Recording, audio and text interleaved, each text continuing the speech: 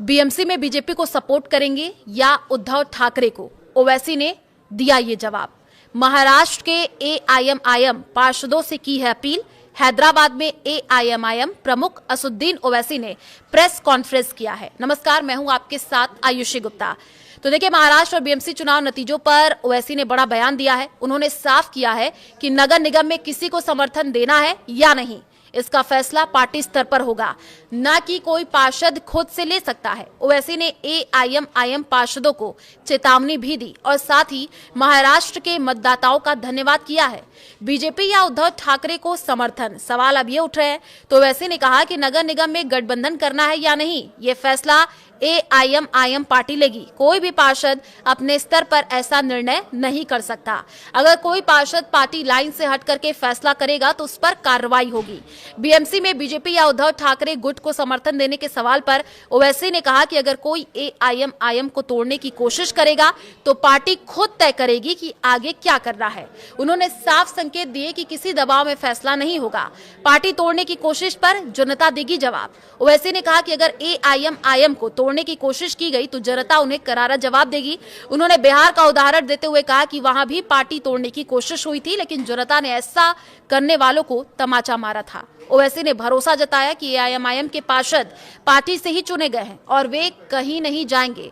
उन्होंने सभी पार्षदों से अपील की कि बिना पार्टी की मंजूरी के कोई भी फैसला ना ले। तो देखिए, कई शहरों में एआईएमआईएम की जीत। ओवैसी ने बताया कि बीएमसी में एआईएमआईएम के 8 पार्षद जीत करके आए हैं। इसके अलावा औरंगाबाद में 33, अमरावती और अकोला में भी पार्टी के पार्षदों ने जीत दर्ज की है। उन्होंने कहा कि एकनाथ शिंदे के वार्ड में भी शिवसेना यूबीटी का पार्षद जीता है। 125 पार्षदों के लिए मतदाताओं का आभार। ओवैसी ने महाराष्ट्र के उन सभी मतदाताओं का शुक्रिया अदा किया जिन्होंने एआईएमआईएम के 125 पार्षदों को चुना। उन्होंने पार्टी कार्यकर्ताओं की मेहनत की भी सराहना की। ओवैसी ने कहा कि एआईएमआईएम की कामयाबी में हिंदू भाई, दलित और अन्य समुदायों का भी योगदान रहा है। उन्होंने भरोसा दिलाया कि जीते हुए पार्षद जनता की उम्मीदों पर खरे उतरेंगे। पश्चिम महाराष्ट्र में प्रचार न कर पाने का अफसोस। उन्होंने कहा कि उन्हें इस बात का मलाल है कि वे पश्चिम महाराष्ट्र में जाकर के प्रचार नहीं कर सके, लेकिन इसके बावजूद पार्टी ने अच्छा प्रदर्शन किया। ओवैसी ने बीजेपी शासित राज्यों पर गंभीर आरोप लगाए। उन्होंने कहा कि ओडिशा के बालासोर में मॉब लिंचिंग की घटना हुई है और वहां बीजेपी की सरकार है। उन्होंने आरोप लगाया खुलेआम हत्याएं हो रही हैं।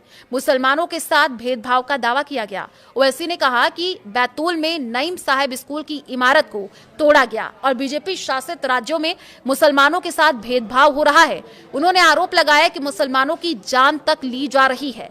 पार्षदों से अंतिम अपील। तो देखिए, ओवैसी ने एआईएमआईएम के सभी पार्षद से अपील की है कि वे पार्टी के फैसले का इंतजार करें और अनुशासन बनाए रखें। उन्होंने कहा कि पार्टी एकजुट है और आगे का रास्ता सोच समझ करके तय किया जाएगा।